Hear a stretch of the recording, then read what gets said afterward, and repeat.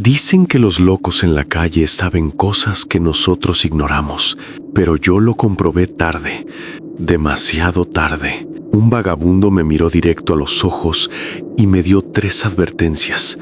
3 frases cortas que al principio me parecieron delirios de un enfermo, pero cada una se cumplió con una exactitud tan brutal que aún hoy, mientras hablo, siento que la tercera todavía no ha terminado.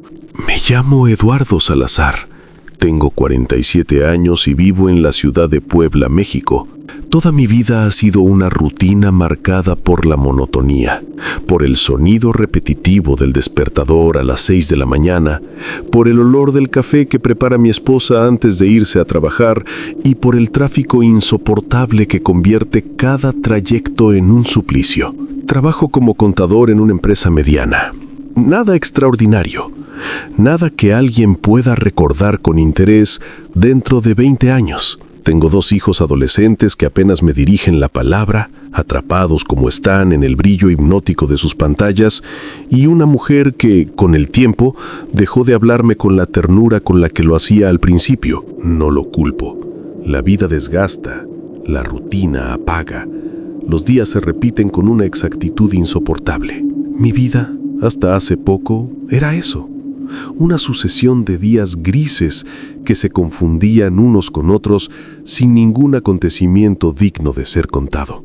Quizá por eso aquel encuentro quedó grabado en mi memoria con tanta fuerza, porque rompió con la normalidad que yo conocía. Recuerdo con exactitud el día en que todo comenzó. Era viernes, uno de esos días en que la ciudad se vuelve un caos porque todos quieren llegar temprano a casa o salir a beber. Yo había salido tarde de la oficina, con los ojos cansados de revisar cifras y con la mente pesada, y decidí caminar unas cuadras más en lugar de tomar un taxi. No sé por qué lo hice. Quizá necesitaba aire fresco o tal vez mi cuerpo presentía algo que mi mente se negaba a aceptar. Fue en la esquina de la avenida 11 con la 5 de mayo donde lo vi por primera vez. Era un hombre mayor, sucio, con la barba enmarañada y la ropa rota, pero lo que más me llamó la atención no fue su aspecto de vagabundo, sino sus ojos. Eran oscuros, profundos, y tenían una intensidad que me hizo sentir expuesto, desnudo, como si hubiera escarbado dentro de mí en un segundo.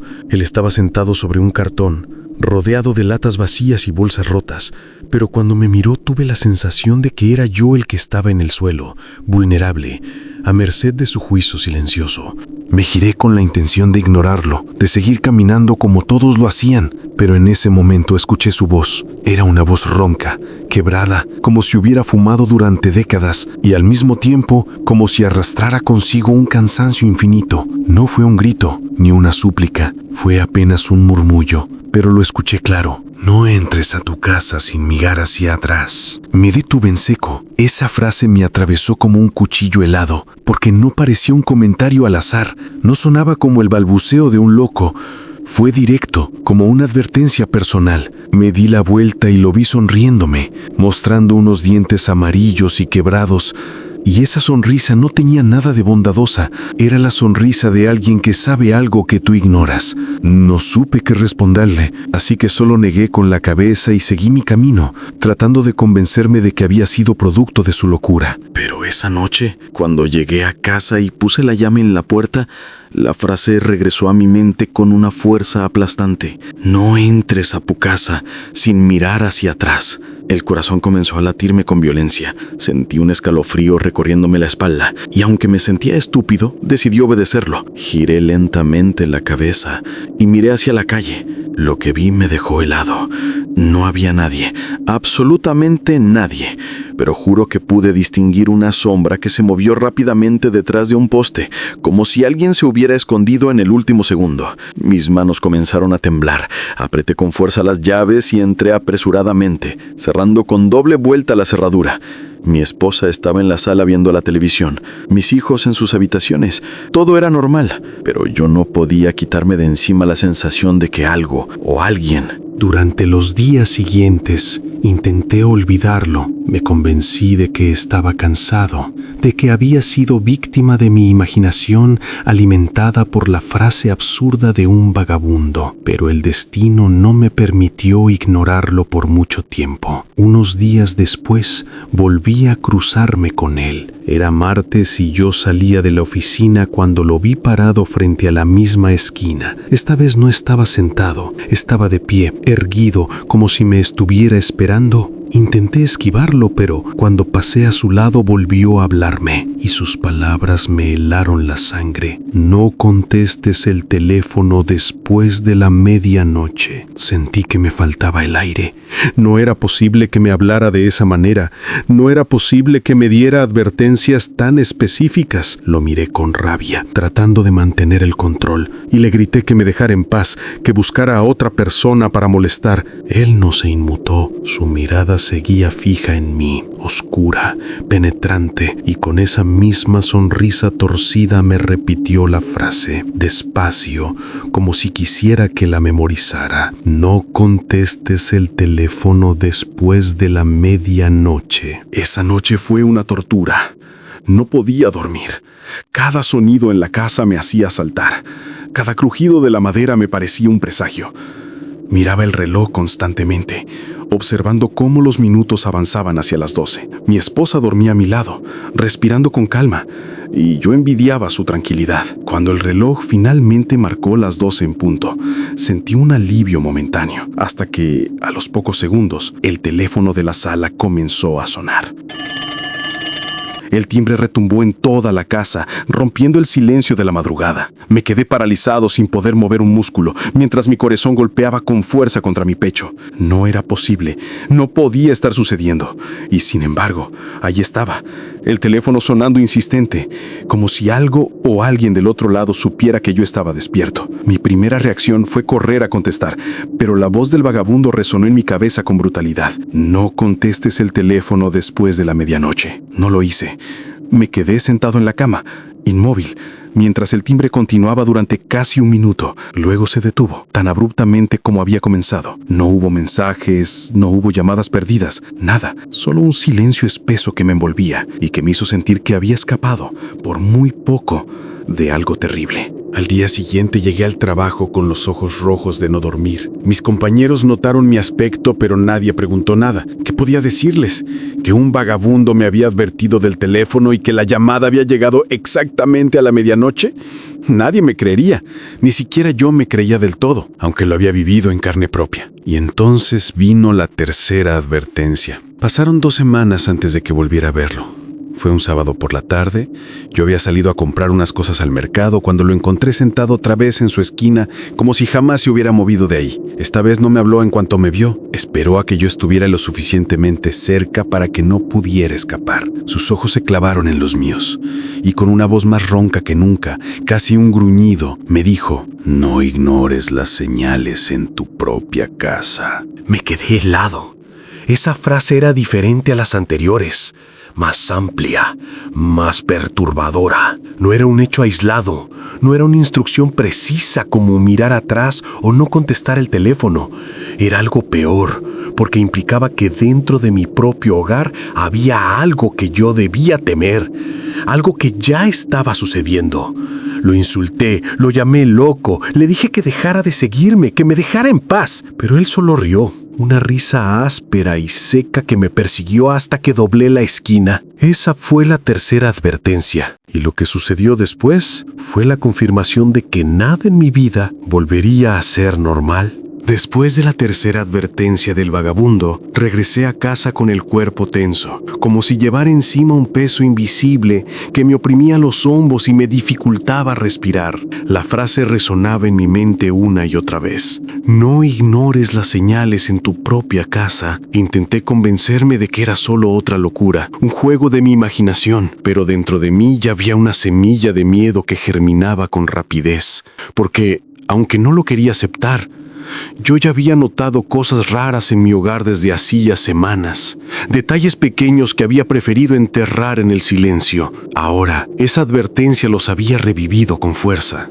La primera noche después de aquella tercera advertencia fue la más difícil. Mi esposa y mis hijos dormían y yo permanecía despierto en la sala, con las luces apagadas, observando la penumbra. No sé qué esperaba encontrar, tal vez algún movimiento, algún sonido que confirmara mis sospechas. Pasaron los minutos y el cansancio me fue venciendo, hasta que el crujido de la madera en el pasillo me hizo saltar del sillón. No era un ruido común, no era la casa acomodándose con el frío de la madrugada. Era el sonido preciso de pasos lentos, pesados que avanzaban hacia donde yo estaba. Me quedé paralizado, con la respiración contenida, y en medio de esa oscuridad lo escuché con más claridad. 3 pasos, luego silencio. 3 pasos más y silencio otra vez. Me levanté de golpe y encendí la lámpara de mesa, lanzando un haz de luz hacia el pasillo. Estaba vacío, no había nadie. Caminé con cautela hasta las habitaciones. Abrí la puerta de los cuartos de mis hijos, luego la de mi esposa, y todos dormían profundamente. No había manera de que ellos hubieran hecho ese ruido. Me repetí a mí mismo que eran nervios, que estaba sugestionado, que la voz del vagabundo me había trastornado, pero en el fondo sabía que no era así. Ese sonido de pasos era demasiado claro,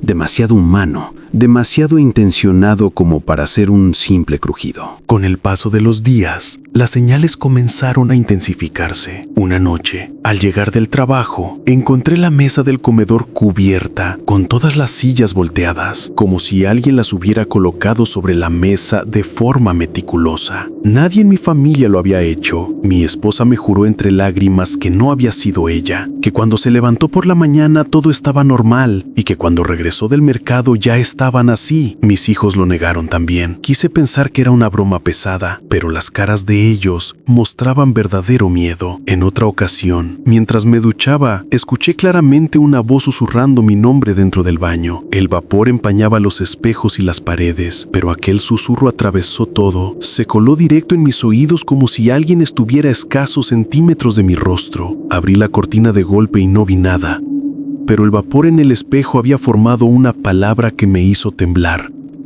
Mira. Solo eso, escrito con la claridad de un dedo invisible arrastrándose sobre el cristal. Con el paso de los días, las señales comenzaron a intensificarse. Una noche, al llegar del trabajo, encontré la mesa del comedor cubierta, con todas las sillas volteadas, como si alguien las hubiera colocado sobre la mesa de forma meticulosa.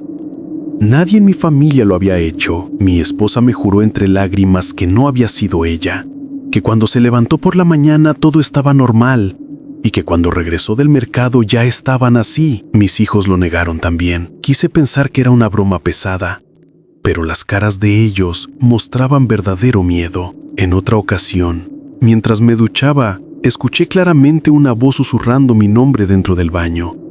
El vapor empañaba los espejos y las paredes, pero aquel susurro atravesó todo, se coló directo en mis oídos como si alguien estuviera a escasos centímetros de mi rostro.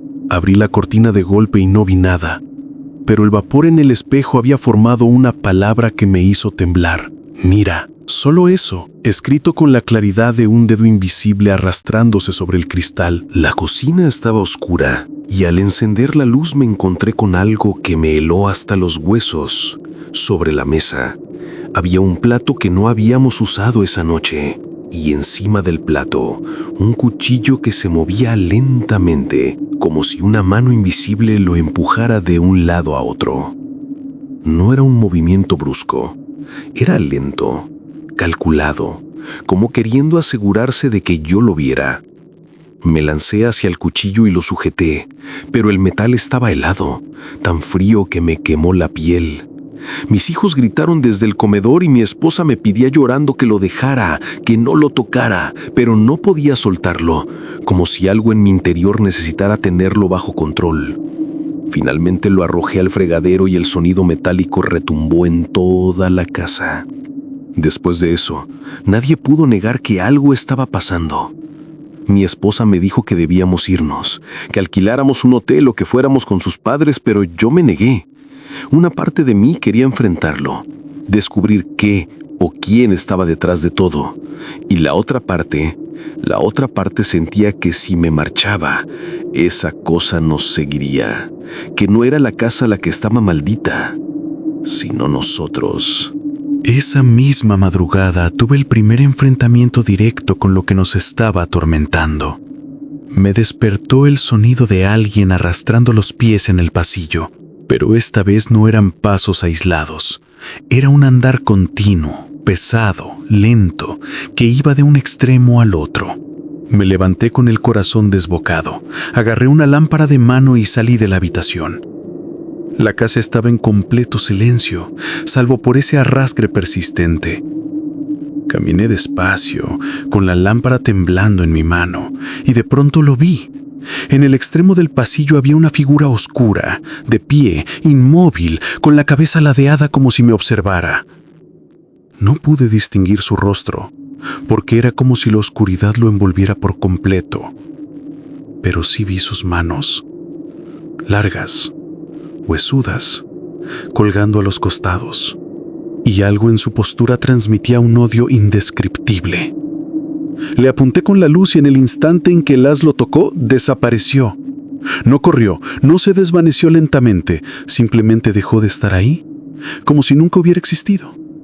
Pero yo sabía que lo había visto, sabía que lo que me estaba atormentando ya no era una sugestión, ni un juego de sombras, era algo real, tangible, con presencia. Regresé a la habitación con el cuerpo temblando y el rostro empapado en sudor. Mi esposa me vio y entendió que había ocurrido algo, pero no dije nada.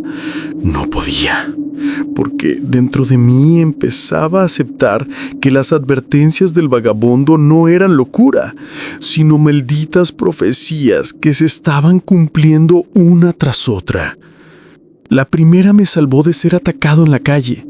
La segunda evitó que contestara una llamada que pudo arrastrarme a quién sabe dónde.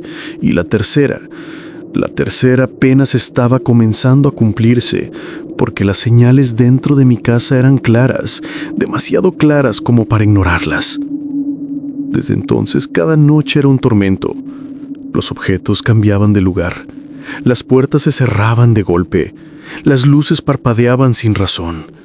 Pero lo peor no eran las cosas que se movían, ni los ruidos. Lo peor era esa sensación constante de ser observado, de que había ojos fijos en mí cada vez que me daba la vuelta, cada vez que estaba solo en una habitación. Era como vivir en una prisión invisible, con un carcelero al que nunca podía ver del todo, pero que siempre estaba presente. Y lo más aterrador de todo fue cuando esa presencia comenzó a manifestarse a través de mi familia. Una mañana, mientras desayunábamos, mi hija menor me miró con ojos vidriosos y dijo con una voz que no era la suya, una voz grave y rota: «Te lo advertí. No ignores las señales». Luego se desmayó sobre la mesa y mi esposa y yo corrimos a auxiliarla. Cuando despertó, no recordaba nada. No tenía idea de lo que había dicho. Ese fue el momento en que comprendí que aquello que estaba dentro de nuestra casa no solo jugaba con nosotros, también podía usar nuestros cuerpos como instrumentos. Y si ya era capaz de hablar a través de mi hija, ¿qué vendría después? No sé cómo seguimos viviendo en esa casa después de todo lo que pasó. Supongo que es el miedo mezclado con la negación, esa absurda esperanza de que lo que vivimos se disuelva con el tiempo, de que mañana todo se calme, de que las cosas regresen a la normalidad. Pero en lo más profundo yo sabía que no había marcha atrás.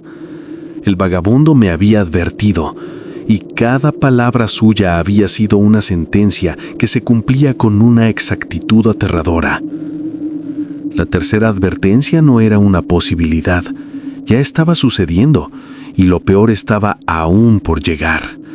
Después de aquel episodio con mi hija, empecé a dormir con una navaja bajo la almohada, como si un pedazo de metal pudiera defenderme de algo que no pertenecía a este mundo. Mis noches se convirtieron en un desfile de pesadillas, Veía figuras negras alrededor de la cama. Escuchaba la respiración pesada de alguien a centímetros de mi rostro. Sentía dedos helados rozándome los pies. En ocasiones despertaba de golpe y encontraba la puerta del cuarto abierta, aunque yo la dejaba cerrada con seguro cada noche. Una madrugada, alrededor de las 3, escuché un ruido brutal proveniente de la sala, como si todos los muebles hubieran sido arrastrados de golpe. Me levanté sin pensar, empuñando la navaja, y al encender la lámpara portátil, quedé paralizado. Todas las sillas del comedor estaban apiladas en una esquina, formando una torre inestable que desafiaba la lógica, como si hubieran sido pegadas con una fuerza invisible. Los cojines del sillón estaban en el suelo, y sobre la pared, escrita con algo oscuro y pegajoso que olía a hierro oxidado, había una frase: «Te lo advertí». Me acerqué lentamente, con la garganta seca y las manos sudorosas, y confirmé que lo que manchaba la pared era sangre. Mi primera reacción fue correr a despertar a mi esposa y a mis hijos, pero entonces lo sentí. Alguien respiraba detrás de mí. No fue un presentimiento. No fue una sensación vaga, era real. El aire caliente me golpeó la nuca, húmedo, denso, acompañado de un gruñido leve, casi un ronroneo diabólico. Giré con toda la fuerza que tenía y apunté la lámpara hacia atrás, pero no había nada. Solo la sala destrozada y un silencio sepulcral que me oprimía el pecho. Sin embargo, el olor permanecía. Un hedor insoportable a carne podrida que impregnaba cada rincón de la casa. Esa noche no dormimos. Mi esposa lloraba sin parar, mis hijos temblaban abrazados en el sofá y yo trataba de aparentar fuerza, aunque por dentro estaba destrozado. Les prometí que nos iríamos al día siguiente, que buscaríamos un hotel, que haríamos lo que fuera. Pero dentro de mí sabía que escapar no serviría de nada. Esa cosa estaba con nosotros y huir solo significaría arrastrarla a otro lugar. Al día siguiente, cuando intenté limpiar la pared, descubrí que la sangre no se quitaba. Froté con jabón, con cloro, con todo lo que tenía a mano y la frase seguía ahí, impregnada, como si se hubiera grabado en la pintura misma. Terminé golpeando la pared con los puños, impotente, mientras mi familia me observaba con miedo, no solo de lo que pasaba en la casa, sino de lo que yo mismo me estaba convirtiendo. Esa misma tarde ocurrió algo aún peor. Mi hijo mayor, Daniel, bajó las escaleras con el rostro desencajado, como si hubiera visto la muerte misma. Me dijo que en su cuarto alguien lo había estado observando toda la noche desde el armario. Yo corrí a revisar y al abrir las puertas, una ráfaga de aire frío salió disparada hacia mí. Dentro no había nada, solo ropa colgada, pero en la pared trasera del armario había arañazos profundos, como si unas garras hubieran intentado abrirse paso desde adentro. No era posible, esa pared daba hacia el exterior, era concreto sólido. Y sin embargo, los arañazos estaban ahí, profundos, frescos, sangrando polvo. Esa noche sucedió lo inevitable. El enfrentamiento directo con aquello que nos estaba atormentando. Estaba sentado en la sala, con la navaja en la mano, cuando las luces comenzaron a parpadear. El televisor se encendió solo, mostrando estática. Y luego, en medio de la interferencia, apareció un rostro. No era humano. Sus ojos eran cuencas negras, su piel parecía derretida y su boca se abría demasiado. Un agujero oscuro del que brotaba un chillido que atravesó todo mi cuerpo. Mis hijos comenzaron a gritar desde sus habitaciones. Mi esposa corría de un lado a otro llamándolos, y yo, como un animal acorralado, me puse de pie, temblando, esperando que apareciera. Y apareció. En el marco de la puerta del pasillo estaba la figura que había visto antes, pero ahora más definida, más sólida. Era alta, encorvada, con extremidades demasiado largas para un ser humano. Su piel era grisácea, pegada a los huesos, y en lugar de ojos, tenía huecos oscuros de los que emanaba un humo espeso. Cada movimiento suyo era un crujido como ramas secas partiéndose. Avanzó lentamente, arrastrando los pies, y yo retrocedí hasta chocar contra la pared. Le grité que se detuviera, que se largara, pero mi voz sonó débil, insignificante. La figura levantó una mano huesuda y señaló hacia mi esposa y mis hijos, que estaban detrás de mí, temblando, incapaces de moverse. Fue entonces cuando comprendí que no me buscaba solo a mí.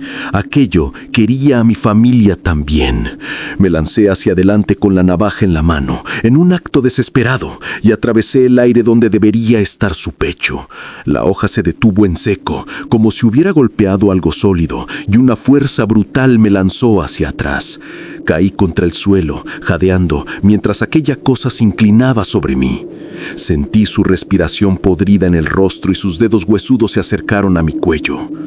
En ese momento, un grito rompió el aire. Era mi hija, con una voz que no era la suya. Con esa misma voz grave que había hablado antes a través de ella, dijo: «Te lo advertí, ahora ya no hay escape». La criatura se detuvo, como si la voz de mi hija tuviera poder sobre ella. Se quedó inmóvil durante unos segundos eternos, luego dio un paso atrás y comenzó a desvanecerse, como humo que se disuelve en la oscuridad. La sala quedó en silencio. Mi familia me miraba horrorizada, y yo estaba en el suelo, con la navaja rota en mi mano y lágrimas que no recordaba haber dejado salir. Nadie dijo una palabra. No hacía falta.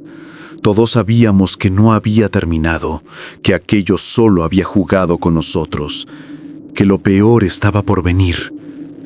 Esa noche dormimos juntos en la sala, con las luces encendidas, sin atrevernos a cerrar los ojos. Cada sombra en las paredes parecía moverse, cada crujido de la madera nos hacía estremecer.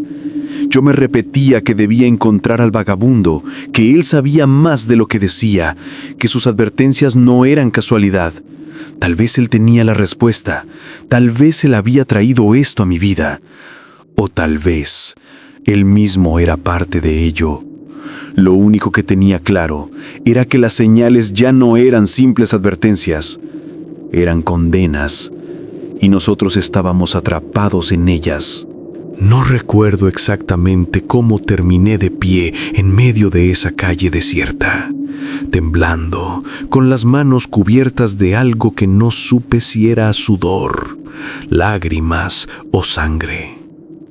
Lo único que tenía claro era que las 3 advertencias del vagabundo se habían cumplido una tras otra, como si el destino se burlara de mí, como si cada palabra que aquel hombre me había susurrado hubiera sido una sentencia grabada en piedra.